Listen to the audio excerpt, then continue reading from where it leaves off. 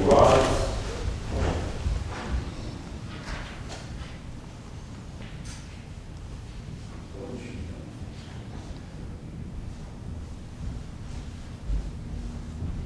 Calling the matter of Candy Pops Proprietary Limited and Rowena Pinkman, Justices Francis Goddard and Chief Justice Carbone preside. Seated.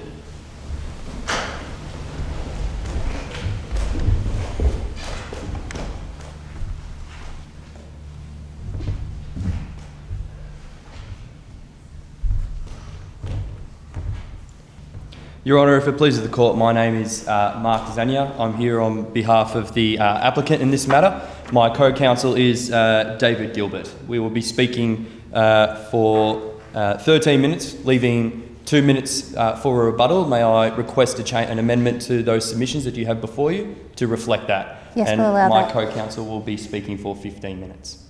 Thank you. May it please the Court, my name is LaTrobe and I appear on behalf of the Respondent, Rowena Pinkman, with my co-counsel, Kiran Swamy. We will both be speaking for a time period of 15 minutes each, reserving no time for rebuttal.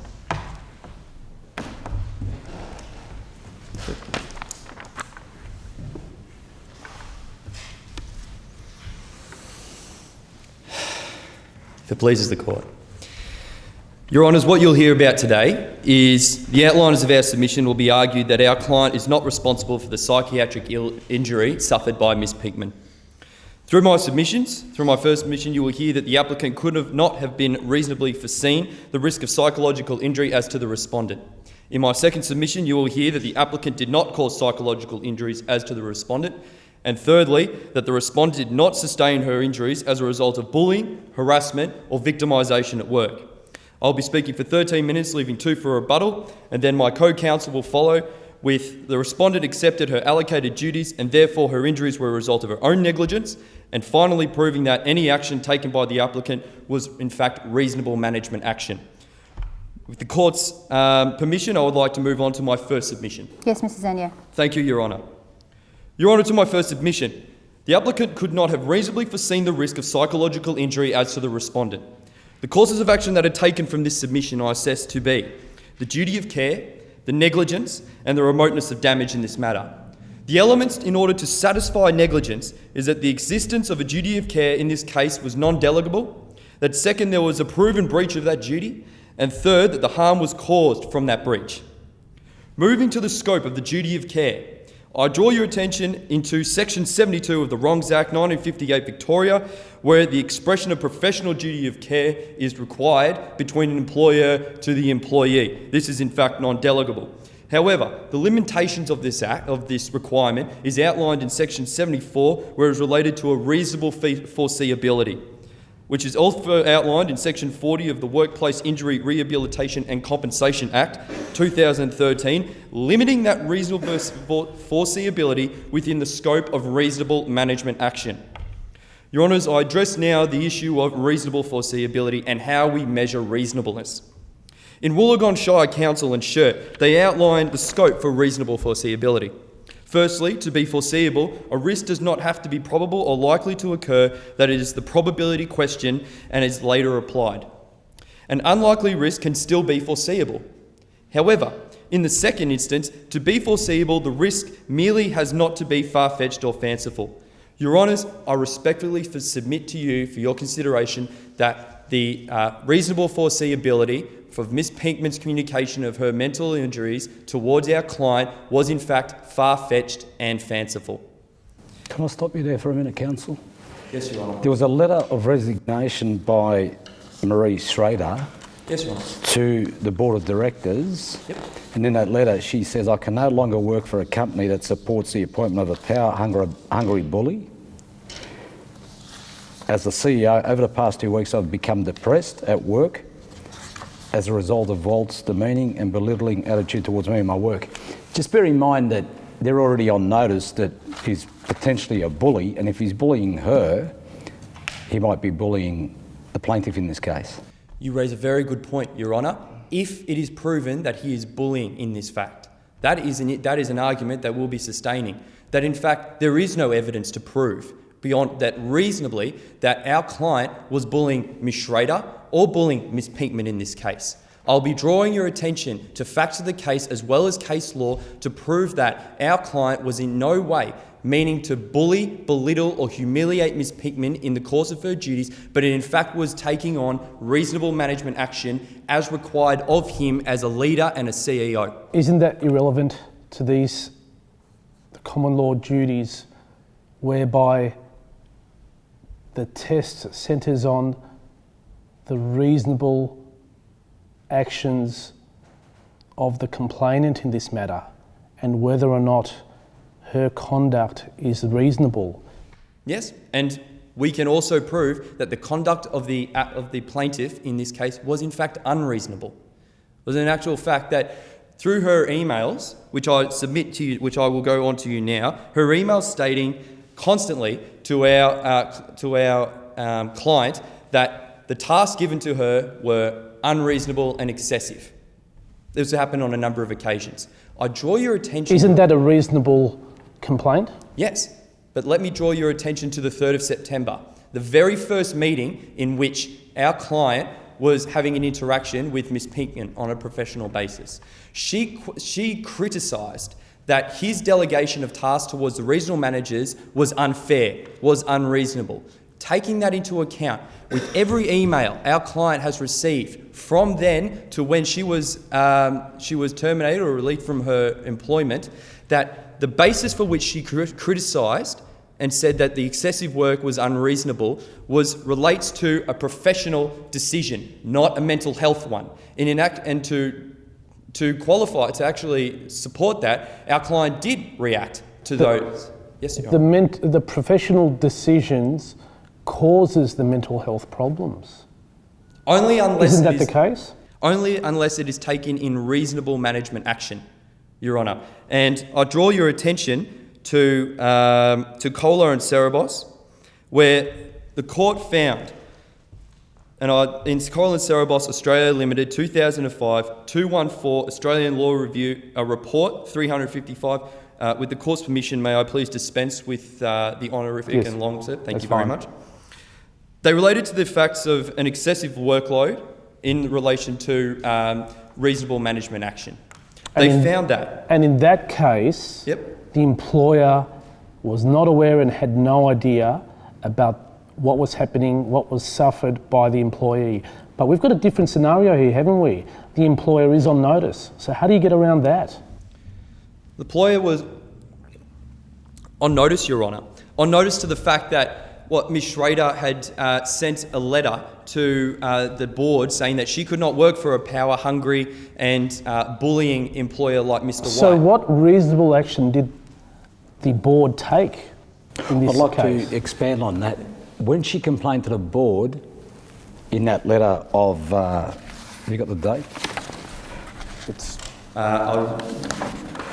When she complained to the board what did they do? and the board didn't respond, and then Mr. White decided to terminate her. That coupled with the fact that they already had the letter from Mrs. Schrader saying that he's a bully and I can't work in these circumstances and I'm depressed, shouldn't that have sent alarm bells ringing to the board of directors to probably conduct an investigation or at least follow through with their policies and procedures in terms of investigating complaints? Your Honour, I would put 2 points of argument on that question. It's a very good question and I wish to address it. First one being that I would ask, where is the evidence based on Ms. Schrader's claim that he was power-hungry and bullying? Where is it in the agreed facts or anywhere in the situation? Isn't that irrelevant? That's assumed. Once the complaint is made, the onus is then on the employer, or in this case the board, to take some action. What action did they take? They took the implementation, or Mr. White took the implementation of the FEER initiative. So what that means is fair, efficient, effective and respect. Whether or not you're right, whether I'll take your point that it doesn't have to be substantiated, it doesn't have to be proven, in this case, that our client was bullying or power hungry, which we highly debate, but there was action taken. Mr. Zanier, you don't think that the initials of the initiative, FEER, might constitute bullying in their own right? When you look to the actual, the meaning behind, like the actual lettering, what they actually stand for, no, Your Honour. If you take FEER as fair, effective, efficient, respect, how can you base the argument that our client was out to implement fear amongst his regional managers? But that's what he was doing, wasn't he? Yes. No, so Your Honour. it was the applicant's submission that going to a fear meeting isn't designed to be bullying in any... cannot give rise to a bullying argument? Not when, and Your Honour, I would draw your attention to, let me just find case with regards to bullying. Okay.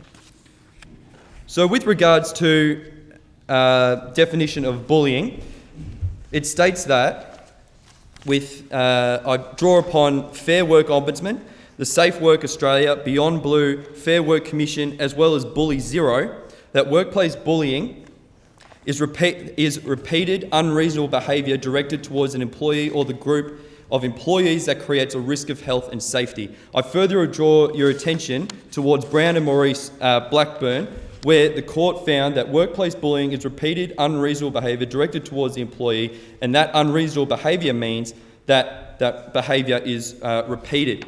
In this case, Your Honour, that fear was meant to bring the group together. That was the intention, and that was proven in the facts. It states that he's proud in order to implement this fear, in order to build, to create a more positive culture within his team, in order to make more efficient products and outcomes for the company. All right, so given your point, once the complaint has been made to the board in this case, yep, were any other steps taken to remedy the situation? With regards to improving the culture of his team? Well, yes. no, with regards to dealing with the complaints of the respondent. Okay, so are we talking about, just to clarify, Your Honour, are we talking about Ms Schrader in this case, or are we talking about Ms Pinkman with regards to her letter to an employer in February and March? It's the respondent, Ms Pinkman. Ms Pinkman? Okay. So the letter that Ms Pinkman wrote to the board on the 6th of March and again on the 6th of April, two accounts in which Ms Pinkman had brought to the board's attention that there'd be potential for that the workload was excessive and that he could not reasonably expect her to complete it. Wasn't a mention of whether bullying was going on, but I take you to the 22nd of December, the year before, 2013, there was an email sent between Ms Pinkman and a colleague where she stating something to the effect of, how ridiculous is this FEER he has us going on? Don't worry, I'll give him something to fear. And then a couple of months later, two reports stating that Mr White has been bullying her in an attempt to try and get an investigation going. Your Honours, I put it before you that the board made a deliberate decision on that account to disregard that as fanciful, as far-fetched in an attempt to try and besmudge our client's reputation. We believe that to be reasonable. Your Honour. Counsel, but in circumstances where you've already got an ex-employee who's resigned, where she said she was depressed because of the way she was treated by Mr White, don't you think it's important that the board take some steps to investigate whatever complaint the worker has in this case? I think the board did. It sounds like they've ignored it. No, Your Honour, I believe the board did. I believe through Mr White, the board did go through reasonable management steps in order to curtail any negative cultural factors that were affecting the team's reputation. Was it appropriate that they went through Mr White, seeing that he's the one that they're complaining about? It was. Is it appropriate that the board delegated that to Mr White in circumstances where he's the one that should be getting investigated? Your Honour, the complaints are against him. Yes, but Your Honour, it was just one instance. It was one letter towards the board having a complaint towards bullying. I think more consideration should be given towards Ms Pinkman and her ability with credibility in influencing her team members around her. They all expected her to be the CEO. They all recognised her to be this excellent worker, this leader amongst themselves. And Ms. Pinkman harbouring these resentful thoughts towards Mr. White should be a considering factor, which I believe the board did take into consideration on that. If you're going to resign, Your Honour, and only just put a letter as to your resignation with no evidence beforehand as to I'm being bullied, can you reasonably expect the board to take this matter seriously? Can you reasonably expect someone who's being bullied to just say on the last day, I'm being bullied, I'm going to leave, without ever taking any steps to letting the board know beforehand? Is that reasonable? Mr. Yes, Your Honour. Senior, what case does that come from, that principle? That principle comes from Monash books. If I can... You're at time, Mr. Senior. Do you have any more submissions to make? No, Your Honour, I've no submissions to it. With the court's permission, may I please take my seat? Yes, thank you. Thank you. Yes, thank you, Mr. Gilbert. Mr. Gilbert, can you bear in mind that we're concerned about the complaint that was lodged by the former employee? Yes, Your Honour. And in circumstances where Mrs. Pinkman then complains to the board and it appears that they've done nothing to investigate. Yes, Your Honour. Where we say that there might be imputed knowledge on the board about Mr. White's conduct in terms of bullying the employees. Coupled with the fact that Her Honour's saying that fear approach that he was adopting could be bullying in itself. So there's a few things there. Yes, Your Honour. The fact that the board may have taken on board the concerns raised by Ms. Schroeder upon her resignation may exist. They may have taken that on board and given it due thought. Action in relation to her allegation of bullying and harassment, we have no evidence at hand in relation to any action that may have been taken by the board in that regard.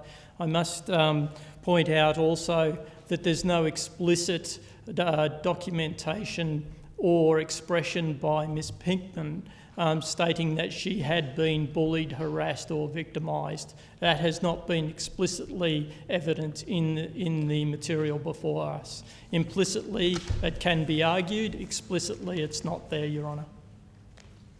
Yes, thank you. Your Honours, I will speak for 15 minutes on two submissions. The first of which the respondent accepted her allocated duties and therefore her injuries were as a result of her own negligence. Secondly, that any action taken by the applicant was reasonable management action.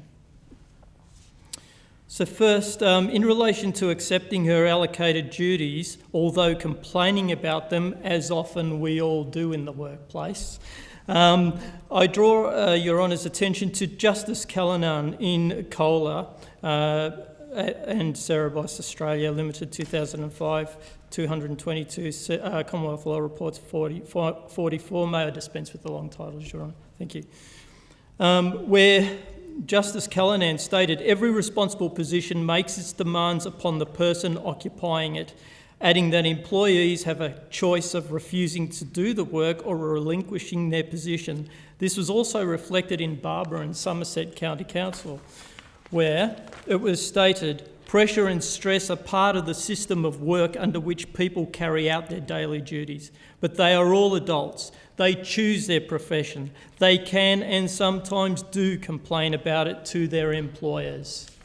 Returning to the case at hand, Your Honours. We submit that the respondent agreed to perform the duties which are claimed to be a cause of her injury. The respondent complained about the increased workload, asking for increased remuneration, but made absolutely no representation about the psychological impact or potential thereof concerning the extra workload. She was also advised by the applicant to report any problems experienced taking on the extra workload so that alternative arrangements could be made. This is not indicative of an employer who is targeting an employee.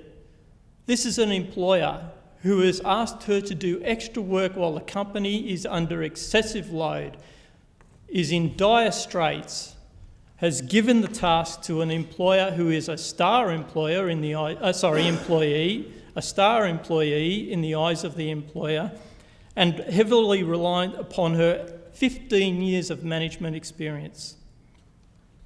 Could I just say, doesn't that all change when on the 6th of February 2014 she makes written complaints to the board? Yes, Your Honour, but 6th of February, 6th of March, around that time, according to the evidence before us. And on the 6th of March, yes. Yes, Your Honour. Made written complaints to the Board of Directors and to Mr White. So things have changed now. The employer is on notice. Also, the fact that she writes to the board saying the duties were unreasonable, ridiculous and unnecessary, Yes, Your Honour. and it's making her physically ill, in circumstances where you could argue that he's making her job so hard that she can never achieve it. That's a very good point, Your Honour, and thank you for bringing that out. Because she's not only struggling to do the work, she's then given these tasks of preparing reports twice a month, and he's probably doing it on the basis that she cannot achieve those targets. So the question is, what has now the employer done in response to her complaints to alleviate the situation? Well, Your Honour, what I would like to point out is the fact that she was given a significantly increased workload that is not disputed. But the employer believed that at the time it was within her capacity to perform those extra tasks. And the transition period from the time that she actually assumed those duties over a period of 3 months, her ranking as regional manager did go down, but she was never reprimanded for that. She was never pulled up for her poor performance in relation to managing both tasks. Management let her get on with the job. And what is evident is in the period of March and April, around the time of the letter that you referred to, where she did complain about the workload being unreasonable, she actually performed. She ended up as second in rank of the highest performers as regional manager. So as a board and as a manager, if I have an employee who has complained to me on one hand in a letter saying that her duties are unreasonable, and on the other hand, I see that she is performing extremely well, what action would a reasonable employer need to take in that case? We have Well, you ignore her complaints. Is that what you're saying? Not ignore it, but monitor it carefully, Your Honour. And this is what we did, the applicant did, was monitor this whole situation very carefully. And from a business perspective, that management approach worked because the company started to come back into profit. It is with deep regret that the applicant could not replace Ms. Schrader due to the difficulties that the company was experiencing at the time. It was a matter of funding to replace her position. Proceed, please. Thank you, Your Honour. So during this difficult period, and it was a difficult period, we don't dispute that, it was a difficult period for everybody. All the while, Ms. Pinkman did not reveal any indication that her health was suffering until the 8th of May, 2 days after she was tasked with producing fortnightly reports as opposed to monthly reports, Your Honour. 2 days after that, she sent a letter of complaint to the Board of Directors. She drew a connection between the increased workload and a visit to her general practitioner where she was diagnosed with the flu upon the onset of the winter period, Your Honour. Not very different to many other people in the workplace. It was a physical injury, not a mental injury that she was diagnosed with. Again, there was no reference to psychological related stress. We submit that the respondent alerted our client to the earlier diagnosis of stress-related symptoms if she had, in January 2014, when she was aware of it, then the development of a psychiatric disorder may have been foreseeable, may have been foreseeable, and reasonable steps may have been taken to avoid further harm to the respondent. However, this was not the case. This was not the case. She kept it to herself. It is also noted that there is no reference to any adverse reaction on behalf of the applicant criticising the performance of the respondent at any period during this difficult period when she took on the extra workload.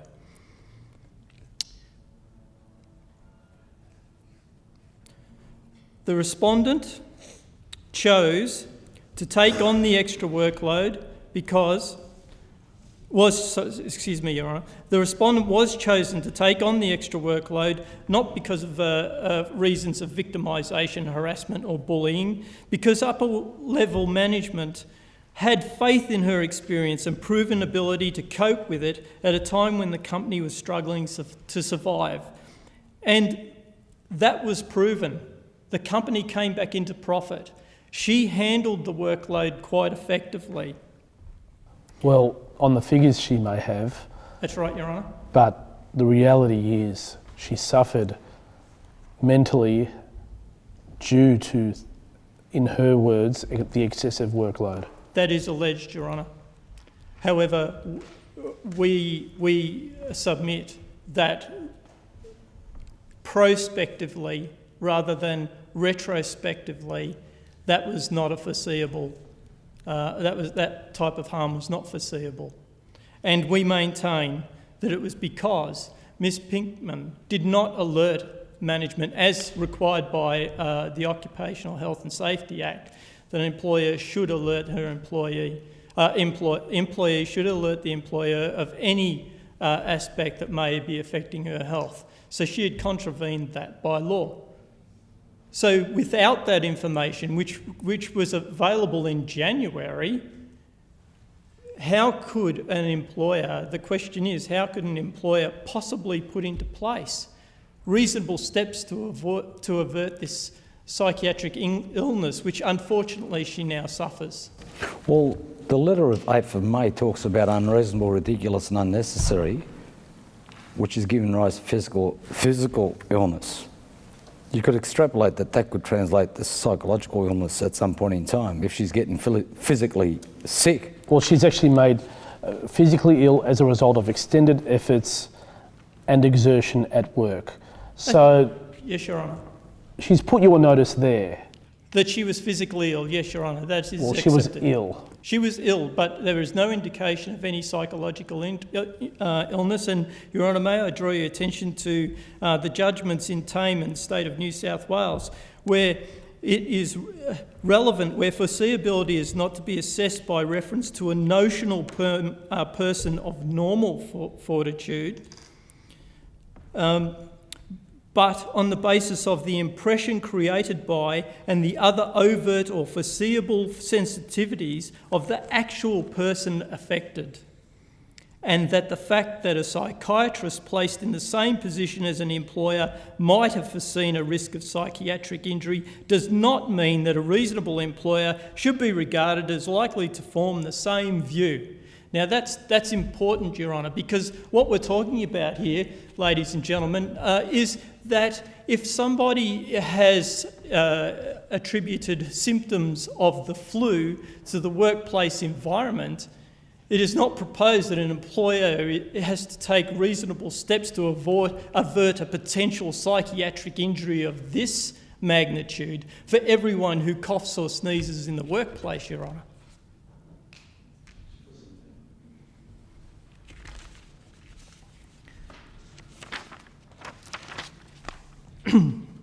Excuse me, Your Honour, while I gather my thoughts.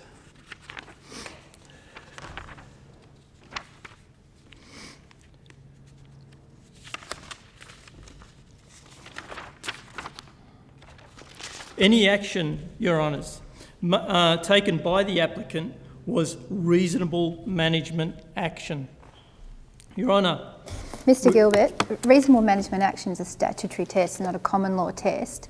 Are you saying that the relevant provisions apply or that just the general principle applies? I appreciate it's a fine distinction. it's a very fine distinction. It arises out of the Work Act, the Workplace Injury Rehabilitation Compensation Act, Yes, Your Honour. as a statutory provision.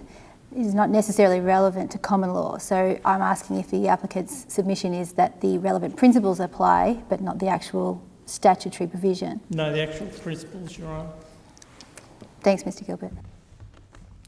Your Honour, we return to the issue of foreseeability. Mr. Gilbert, could I ask you, in circumstances where someone complains to the board, Yes, Your Honour. do you think that responding by terminating the employment is reasonable management action without anything Your else? Honour, no. In answer to your Because isn't that... question, in the answer to that question, Your Honour, no.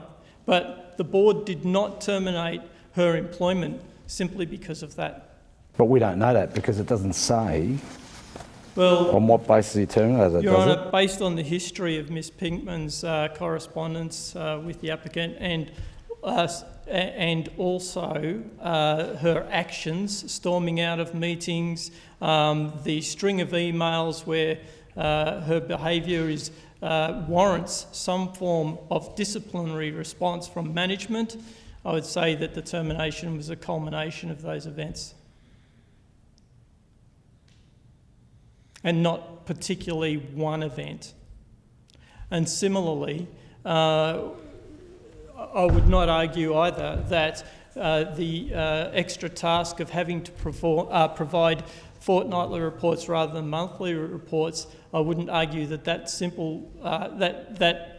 single request was the reason for any prospect of Ms Pinkman suffering psychiatric harm.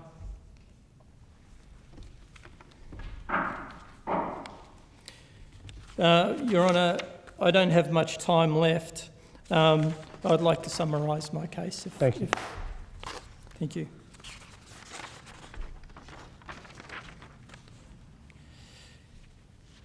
Your Honour, given all the circumstances that we've outlined in our case, I think that the principal factor of foreseeability here and the principle applied by what is commonly referred to as the shirt calculus, where those two important limbs play a large part in the foreseeability of Ms Pinkman suffering this psychiatric injury, of which we say was not foreseeable under the circumstances. The two limbs being, the first is whether the risk was foreseeable, whether it was a fanciful or far-fetched.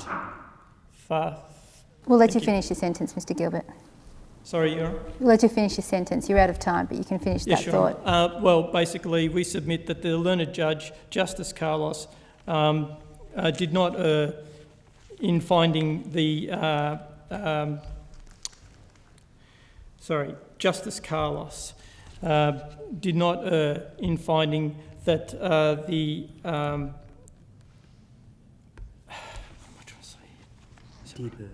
Sorry, Your Honour, I'm reading it wrong. We submit that the learned judge, Justice Carlos, did err in finding the applicant negligent in breaching its duty of care to the respondent and seek to have the finding repealed, Your Honour. Yes, thank you. Thank you.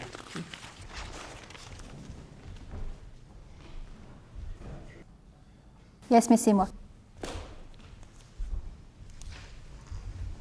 Your Honour, I would like to make the note that the respondent has revisited its case and it will advance on our submissions without the reference to our written submissions. This is due to the additional information that has come to our attention in the last few days.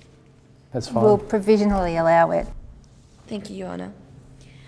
We respectfully request that the court finds the learned trial judge, Justice Carlos, did not err in his decision in finding in favour of the respondent, Rowena Pinkman. I will be speaking to the first three findings for a time period of 15 minutes, while my co-counsel will speak to the last two findings for a period of 15 minutes. We make 5 submissions with this regard. The applicant should have reasonably foreseen the risk of psychological injury to the respondent, that the applicant caused the psychological injuries to the respondent sustained the injuries as a result of bullying, harassment, or victimization at work, The applicant did not accept her allocated duties and her injuries were a result of her own negligence, were not a result of her own negligence, I apologize, Your Honor, and that the action taken by the applicant does not constitute as a reasonable management action. If it pleases the court, I will now begin with my first submission. Yes, Counsel. It is the respondent's first submission that the applicant should have reasonably foreseen the risk of psychological injury to the respondent. We refer Your Honours to the following excerpt of the Boxall Institute of TAFE and Johnson case, 2014, Victorian Supreme Court, volume 626. Your Honour, may we dispense of formal citations? In the case of psychiatric injury, the duty owed by the applicant to the respondent as its employee was to take reasonable care to avoid any foreseeable risk of such injury to the respondent arising from the circumstances of his employment. We submit that the applicant failed to foresee the reasonable risk of psychological injury to the respondent. Your Honor, it should be noted that when the responsibilities were delegated upon Ms. Pinkman, she expressed she resisted such delegation as to paragraph 19, page 5. She experienced significant difficulty managing her increased workload, having to familiarize herself with Ms. Schrader's work with addition to her own. Doesn't that fit squarely with Kohler's case where she's working harder and she failed to complain about any psychiatric injuries? Pardon, Your Honour? Doesn't the facts of this case fit squarely with the case of Kohler? Yes, it does, Your Honour, and I would like to refer to an excerpt in Kohler whereby the principle established was that the employee would be able to perform his or her work in the absence of evident signs warning of the possibility of psychiatric illness. However, it was stated in that case that the principle appears to favour the employees exhibiting early warning signs of impending mental breakdown. The principle does not recognize the possibility that psychiatric harm can result without any warning signs. But in that case, the court took a very narrow view and they knocked her down. But can I take it one step further? What do you think the board or the employer should have done on the back of the resignation letter of Mrs. Schrader? Do you think that imputes knowledge on the employer of potential harm on Mrs. Pinkman? The fact that she's complained about depression and that she can no longer work there because of Mr. White's conduct? What was Your Honour's question? Could you please rephrase? Do you think that the letter of resignation by Mrs. Schrader Yes. to the employer, where she says, I can no longer continue in this employment because of Mr. White's conduct and I've become depressed, do you think you can place reliance upon that as to knowledge by the employer as to Mr. White's conduct? Your Honour, we submit that Ms. Schrader's statement is further evidence of stress related to the work of her region, and But what I'm asking you is, do you think that you can then extrapolate from that and say that the board should have known or inferred that Mrs. Pinkman would be suffering from some sort of stress or depression because of that? They're already on notice. That's what I'm saying. Yes, Your Honour. We do submit that there's further evidence that the applicant carried a duty to reasonably foresee the risk of psychological injury, as with reference to Ms. Schrader's resignation letter. However, this is Ms. Schrader's. This case differs to Ms. Schrader's, as the person in question is different. You're saying so the employer was not on notice as a result of Ms. Schrader's letter of the risk of injury to Ms. Pinkman? The employer was on notice of the letter, Your Honour. No, on notice of risk of injury to Ms. Pinkman as a result of the Schrader letter.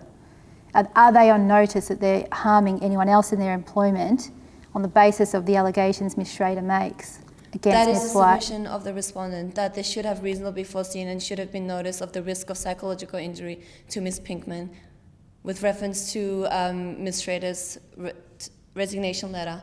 However, that is not the sole evidence that the respondent relies to. What else do you say on that point then? Furthermore, the respondent visited her general practitioner on the 23rd of January, as referred to on paragraph 23, page 5, where it was stated that work was a contributing stressor to her physical That doesn't illness. help you. Pardon? Does this situation help you? Her attendance with the GP? Your Honour, There's something significant about that attendance, isn't there? Yes, there is. It raises that there was stress resulting as... No, that stress was a result of apart from that, what else? Your Honour, there was from the months from November to December... No, let's... The 23rd of January attendance, there's an issue about that attendance, isn't there? Yes, it wasn't immediately reported to the applicant. However, Your Honour, on the 8th of May, the respondent made a written complaint to the CEO and the Board of Directors, and informing them of the excessive nature of the duties, and made known she had become physically ill as a result. So you say the 8th of May is the conduct which puts the board on notice as to the problem? Yes, Your Honour.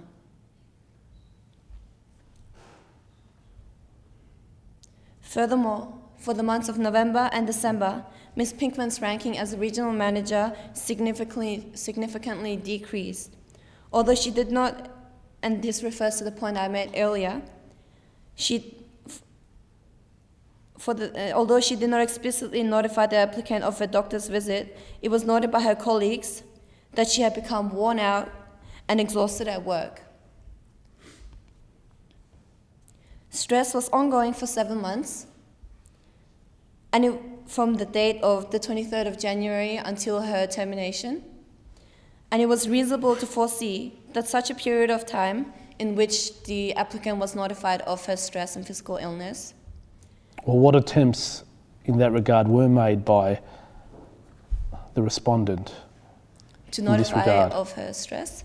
Your Honour, we refer to the letters in the complaints made within the agreed facts, whereby the respondent made 5 complaints to the applicant regarding the excessive work and nature of the duties, causing stress. I don't see the word stress in there. Your Honour, it is the respondent's submission that we infer the statement of exertion of work and the excessive nature of her duties to that stress be a direct result of such. Is it your client's case that she was victimised? Yes, Your Honour.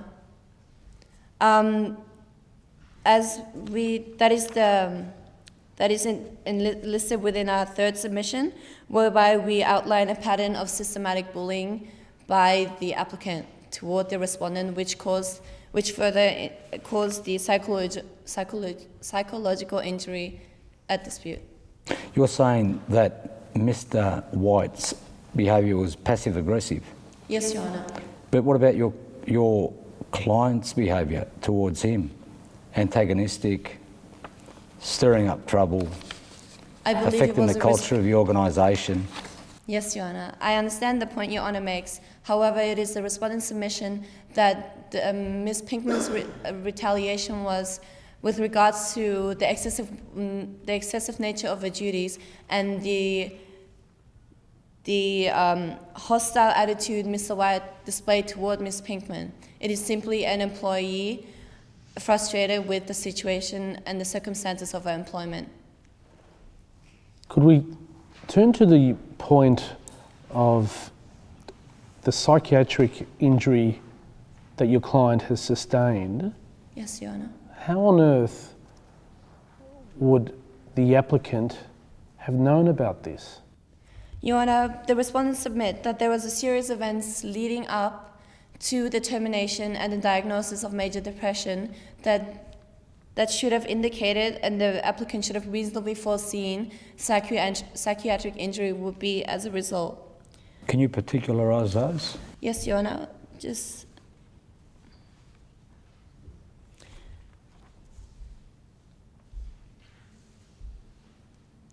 Your Honour, it is the respondent's submission that the psychological injury was as the result of combined bullying and excessive nature of her duties. And with that regard, refer to paragraph 20, page 5, whereby No, I apologize, Your Honor, that is the wrong reference.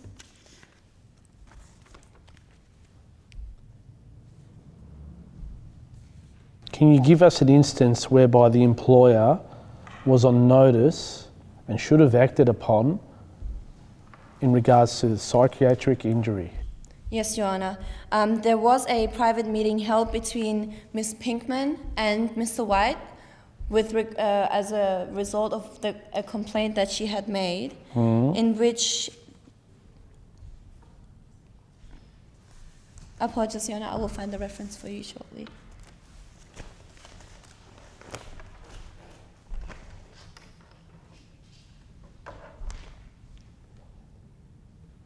Well, the respondents made 2 verbal complaints and then 3 written complaints to the employer. Yes, Your Honor. Do you say they constitute reasonable notice on the part of the employer that psychiatric injury will arise? Because not only do you have to show that it's foreseeable that an injury occurs, but that a psychiatric injury will occur in this instance? Your Honor, it is the respondent's submission that a period of 7 months of continued stress will result in psychiatric injury from the period of her general practitioner's visit on the 23rd of January until... Well, that's all good and well. Yes, Your Honor. But if the employer doesn't know anything about it, how are they responsible? Your Honor, we submit that the 5 complaints made were sufficient notice to the applicant that she was enduring stress, and that was ongoing for 7 months, and eventually the stress was to transform into psychological injury. I would also like to point to Your Honor that the respondent herself was unaware of her diagnosis until the termination. Therefore, she, for 7 months, was unaware that the stress was resulting into psychological injury. Are you saying that the knowledge imparts from her saying this is making me physically ill, but she's not a psychiatrist, she's not required to say this is causing me a psychiatric illness? Are you saying that the physical illness in reasonable circumstances combined with the unreasonable workload ought to be commuted to reasonable knowledge of psychiatric injury? Yes, Your Honor, we submit that. And I would refer to this excerpt in the Kohler case, whereby the Honour stated that the principle made within Kohler does not recognize the possibility that psychiatric harm can result without any warning signs.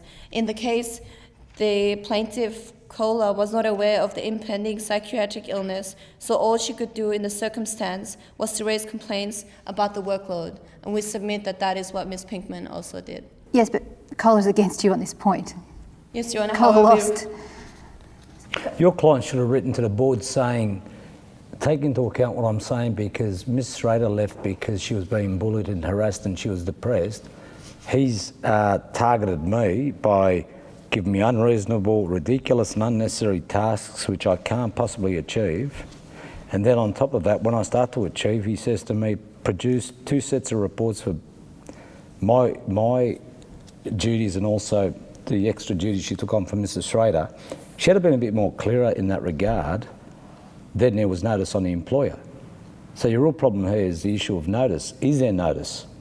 Can you infer that the resignation letter of Mrs. Schrader kickstarts something that the board should have been aware of, possible allegations of bullying and harassment against the plaintiff, your client? Yes, Your Honor. Within the present case, the facts are such that Ms. Pinkman did not explicitly raise her issues of psychological strain because of the workload. However, we submit that the respondent carried a duty to reasonably foresee from the complaints made, though they do not explicitly refer to stress, that stress and psychological injury would be a result of the excessive nature of her duties.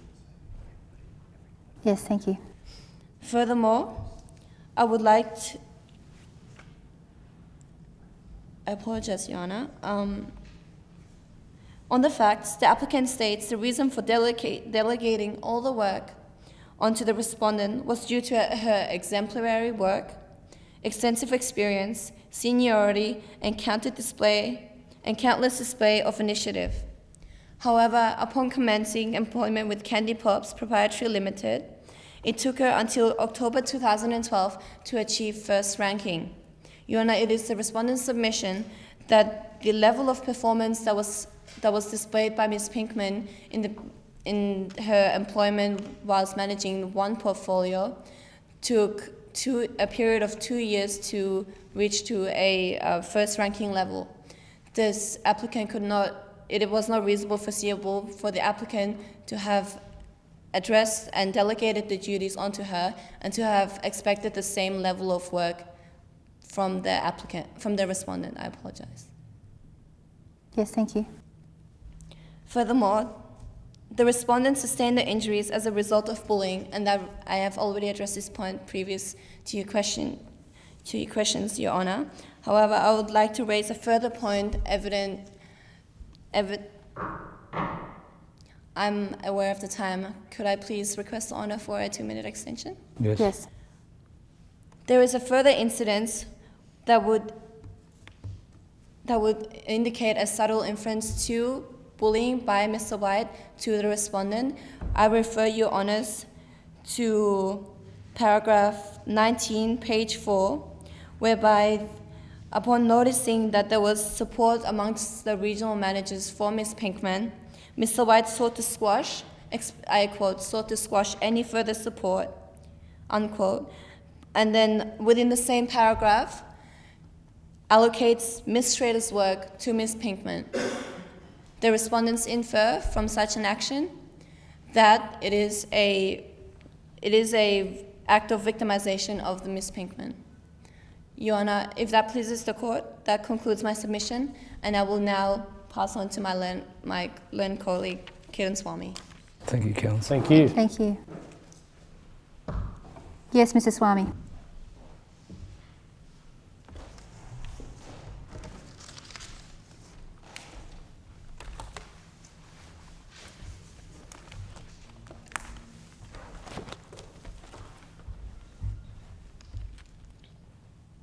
May it please the Court, my name is Kirtan Swamy, and I'm the Junior Counsel in this matter. Continuing on from my Senior Counsel submissions, I'll be addressing findings 4 and 5. Yes, thank you.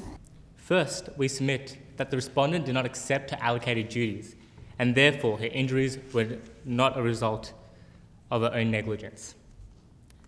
The role of a regional manager is to supervise 6 sales representatives and be responsible for 4 merchandise items, only for their own region. When Ms. Schrader could not do this, her duties were forcefully handed down to Ms. Pinkman. Ms. Pinkman did voice her concerns on the 14th of November when Mr. White did in fact suggest the new allocation of tasks to her. A person with 15 years of managerial experience was in a position to say this would not be feasible, and she did make those statements. However, due to Mr. White's contempt towards her, due to Ms. Pinkman having a better rapport with her colleagues, and for those colleagues siding with her in boardroom meetings, Mr. White allocated this task not in good faith, but to ensure that Ms. Pinkman would no longer be a hassle. This was seen in paragraph 20, page 4, line 2 of the historical facts. She didn't help her cause by being so antagonistic and troublesome to him as a manager, because she spent most of her time trying to undermine him as a manager. And then he says that he's introducing all these new, that fear approach, etc., to improve culture. Well, if culture had to be improved, the culture had to be improved because she's the one that has upset the apple cart in the first place. We do acknowledge that there have been previous altercations between the applicant and the respondent in many meetings beforehand, the first occurring on 5th September when they had first met. However, the corporate culture was fine before Mr. White had got there. Ms. Pinkman got along extremely well with the previous CEO, Mr. Friggs. So the corporate culture did change when Mr. White, a stickler for policies, procedures, and guidelines, did come in as new CEO as of August 2012. But the organisation needed change because it wasn't making any money. That is true, Your Honour. We do acknowledge the fact that the profitability margins at that instance were low, and therefore the company and organisation required a new change of directions. However, this change came at a cost, which changed the corporate culture, and this corporate culture was reflective in Ms. Schrader's resignation letter on the 13th of November. We do acknowledge that there is a workplace bullying employee policy which Candy Pops Proprietary Limited does try to adhere to, but it is not adhered to in this circumstance. So are you saying that as your client, the respondent didn't like the corporate culture and the duties she was given, that gives rise to a cause of action? Rather, we're saying that the corporate culture introduced by Mr. White was that of demeaning and belittling attitude towards his regional managers. As such, Ms. Pinkman was victimised, and solely she had to take on Ms. Schrader's work. There were another 4 capable regional managers there that could have, the workload could have been distributed to. However, Mr. White insisted upon the transfer of Ms. Schrader's responsibilities towards Ms. Pinkman and Ms. Pinkman alone. Yes, thank you. As such, the court should not follow Taylor and Haleberry 2013 Victorian Supreme Court 58, as the increments in work in here in regards to allocation of tasks were far greater than that in that case. In that case, Mr. Taylor, the teacher, went from having 29 face-to-face periods to 29 to 30 to 31. In this present case, Ms. Pinkman's roles and responsibilities doubled. So 6 subordinates turned to 12. 4 merchandise items went to 8. Her clients went to Ms. Schrader's clients as well. And it is harder to build a rapport with new clients. We do acknowledge that Ms. Pinkman, our client, is in fact one of the best in the business. She had, from October 2012 till July 2013, she had ranked first place in the managerial reports. She had effective strategies and policies in place. However, for the months of November 2013, January 2014, and February, as well as December 2013, she was last on that list for a reason. The workload was excessive in nature and unreasonable. But how does... Can you infer that? Sorry. Can you infer that she was going to suffer a psychiatric injury? Is it reasonably foreseeable? She's working harder. She's broken down. She's got the flu. In the winter months, as your learned opponent has highlighted a couple of times. Your Honour, we would state, or rather we would submit that the increased nature and workload resulted in our client for the months of March 2014 and April 2014 having to work longer hours which were not paid.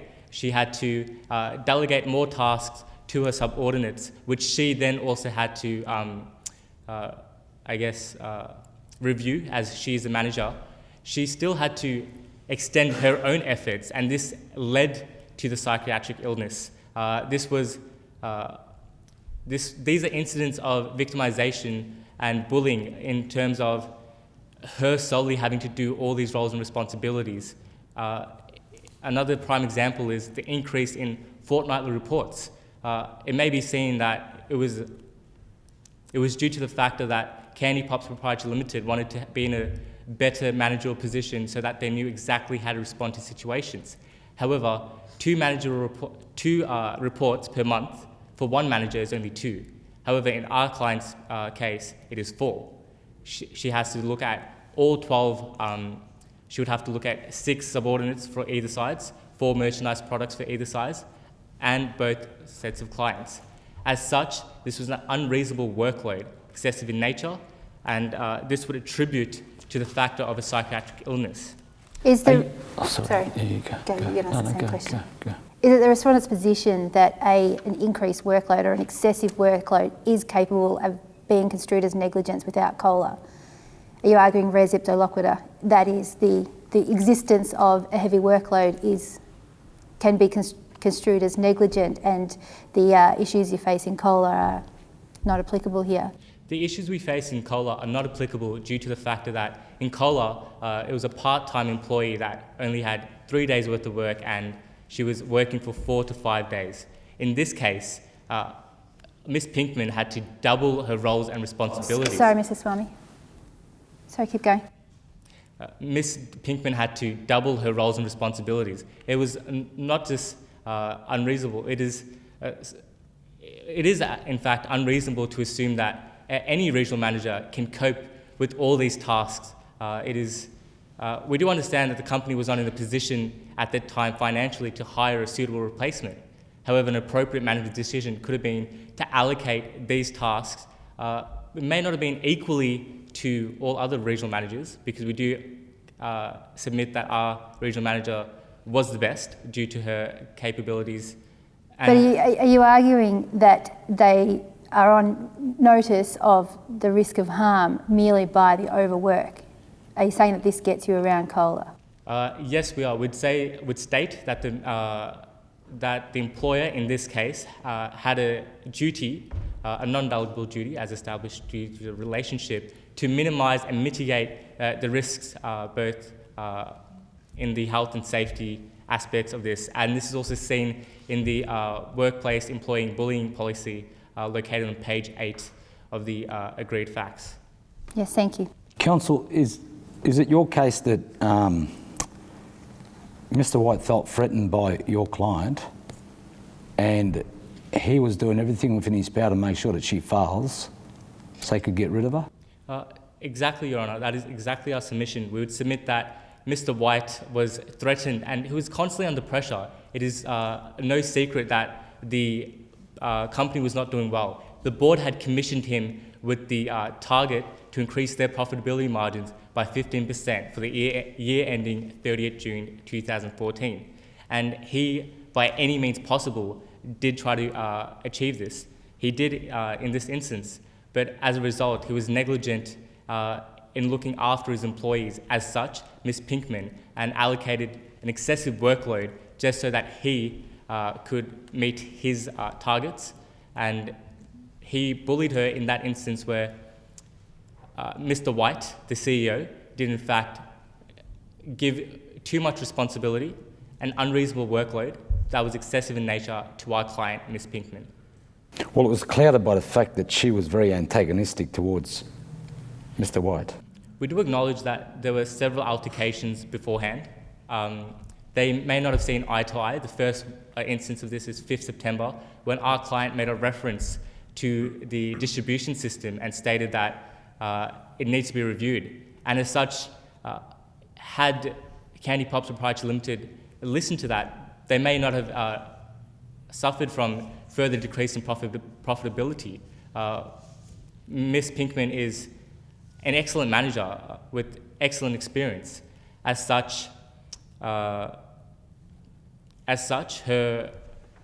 roles and responsibilities allowed her to do her tasks. However, it was unfairly placed upon by Mr. White, who was victimizing her through a systematic method, through an unreasonable management practice, which leads me on to my 5th submission, that the applicant did not act in a reasonable manner, I'd like to pause. Our 5th and final submission is that any action that was taken by the applicant was not deemed to be reasonable management action. We've already covered this point that reasonable management action is a statutory test and isn't relevant here. So it'd help the court if you would define your arguments to principles rather than whether it's confined to reasonable management action. Certainly, Your Honour. The case in reasonable in this is an objective test. However, it looks at the surrounding circumstances as established in the Kohler and Cerebralus case. In this instance, firstly, the allocated duties upon the respondent was not an appropriate management decision for the aforementioned reasons. Second, the applicant's actions were not necessary to discipline the respondent. We do acknowledge that there were many many altercations, if you will. They do not see eye to eye. As such, the approach taken by Mr. White was to try to discipline her, and was not to try to discipline her, but rather to victimize her and to get her out of the way from being a further hassle or hindrance to his new fear approach. He was setting up for a fail, that's what you're saying. He was setting her up to fail. Essentially, that is what the applicant did do, and that is what led to her termination. Mr. Swami, I'm concerned about the respondent's lack of complaints, if any, in regards to not only what she alleges she was suffering, but psychiatric or mental injury, or the likelihood of it occurring. What do you say to that? Your Honours, that would state that the respondent made several complaints which were not adequately addressed by the applicant. The first of this was on the 14th of November, as I've previously stated. Then on 6 February and 6 March 2014, the respondent made complaints about her inability to achieve her monthly rankings. She had talked about the increased workload, excessive nature of work. This is seen in paragraph 23. But she doesn't raise the issue of her mental health.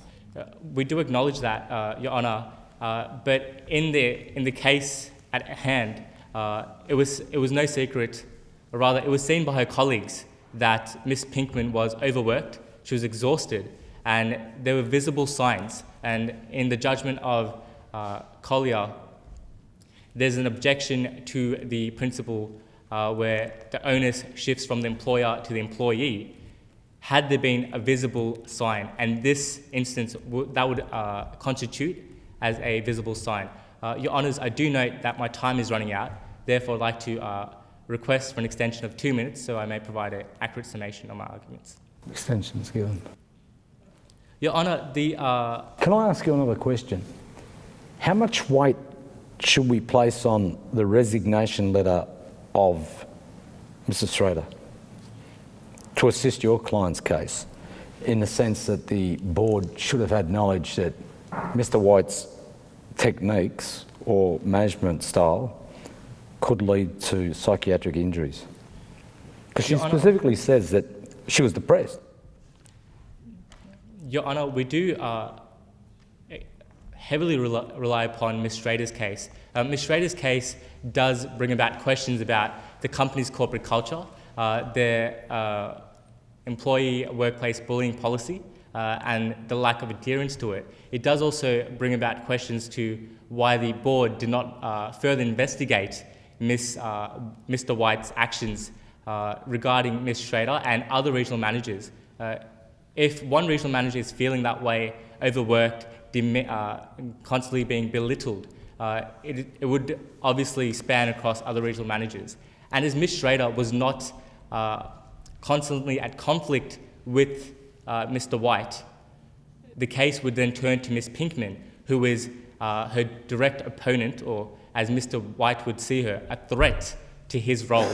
And Mr. White would therefore have a much worse attitude towards her, would constantly victimise her and bully her at work. Your Honours, I do understand that I am running very low in time. So to conclude, the counsel for the respondent would like to submit that the trial judge did not err in his judgment and wishes to uphold the judgment. We would refer the bench to page 5 of our written submissions for prayer for relief. Thank you. If there are no further questions, may it please the court. Thank you. Yes, thank you, Mr. Swami. Thank you. Mr. Zania. Thank you, Your Honour. Zania, can I get you to draw your attention to that resignation letter of Mrs. Schrader, and also whether your client's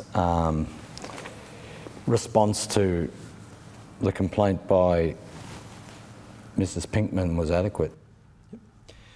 Your Honours, I do accept that that the 2 points that require clarification is the issue of notice and the issue of bullying with regards to my client.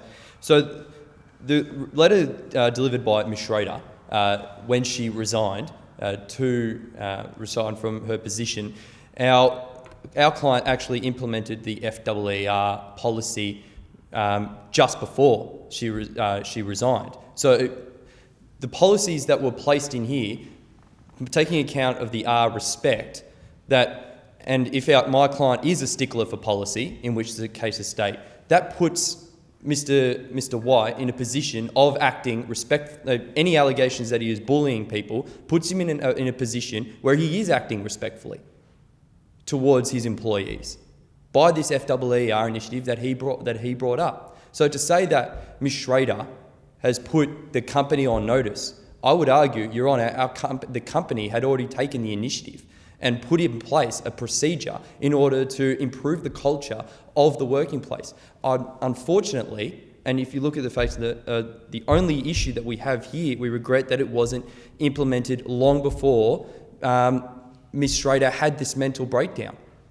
If it was implemented much before, if Mr. White was allowed to implement this beforehand, well, unfortunately, it wasn't brought to his attention. But if he was allowed to bring this up beforehand, then hopefully Ms. Schrader wouldn't be in the position. Mr. Senior, you don't need to give evidence from the bar table. Just I'm sorry, Your Honour? address the facts to the law, not evidence from the bar table. Apologies, Your Honour. Yes. The question was whether the resignation letter of Schrader put you on notice for the injury of Pinkman.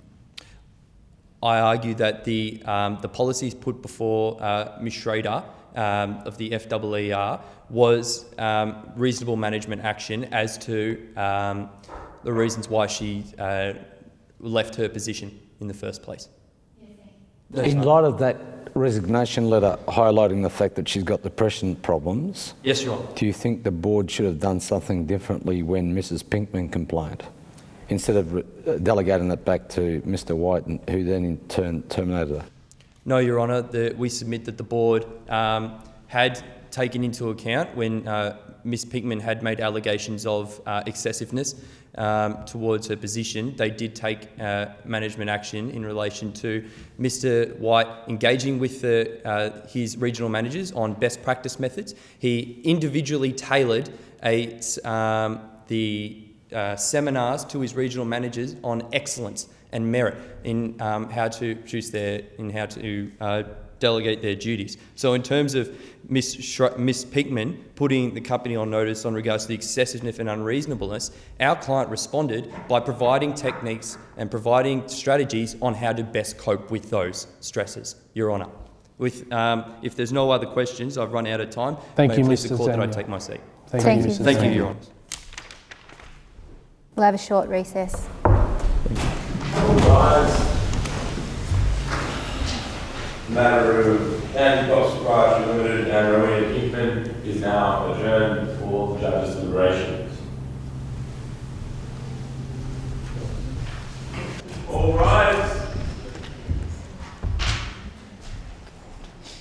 Calling the matter of Andy Box Proprietary Limited and Rowena Pinkman, Justices Francis Goddard and Chief Justice Carbone presiding.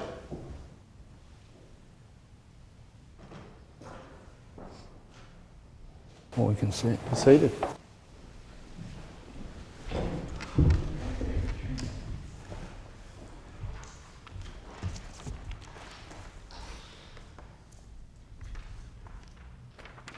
The court finds in favour of the appellant a split decision 2-1. The court finds the appellant could not have reasonably foreseen the risk of psychiatric injury to the respondent. Further, the court finds that the appellant's actions did not cause psychiatric injury to the respondent. The appeal does not succeed.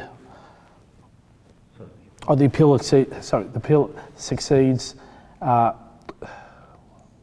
We can hear your submissions as to the issue of costs. It was 2-1. I actually went for the respondent. I thought there was breach because the employer was on notice of complaints of psychiatric injury and bullying and victimisation. I didn't think the employer adhered to its policies about bullying and investigating complaints about bullying. I found that the worker sustained harm due to the actions of the employer, and I would have awarded damages to the worker. So I would have dismissed the appeal. But that's what makes the court so interesting. We couldn't agree between ourselves. And it's also dependent on who argues the facts and how you argue them. Because we've got the case law, but then at the end of the day, we need to apply to the facts of the case.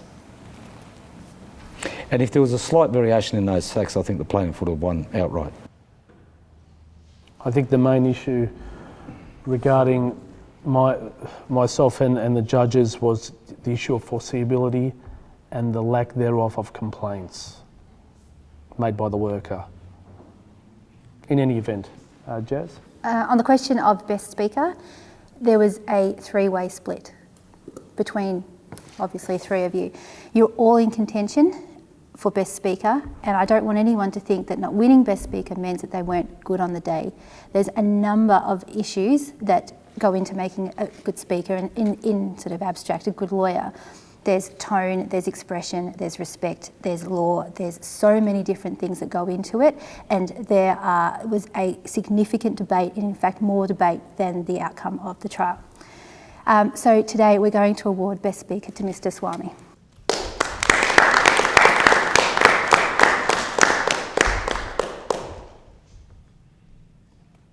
That concludes proceedings. All rise. That now concludes the matter of County Cops Proprietary Limited and Rowena Pinkman. This court is now adjourned, signing. Court adjourned, signing done. Thank you.